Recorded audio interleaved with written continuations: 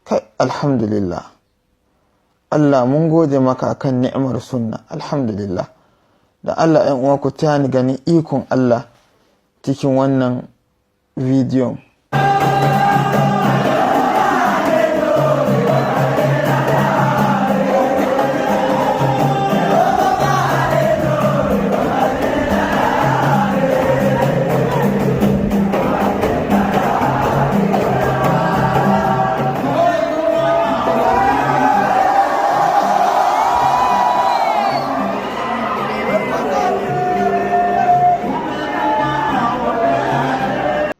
Alhamdulillah, Allah mun gode maka kan ni'imar sunna, alhamdulillah.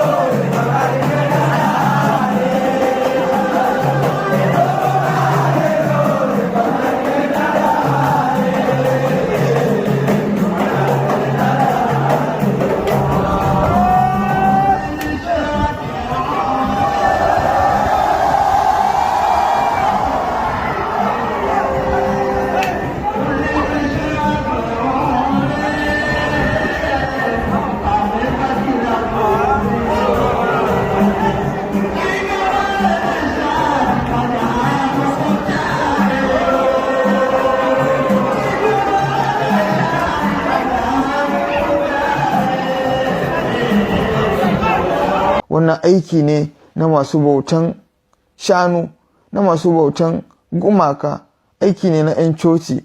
Bai kamata a ce musulmi yana irin wannan ba.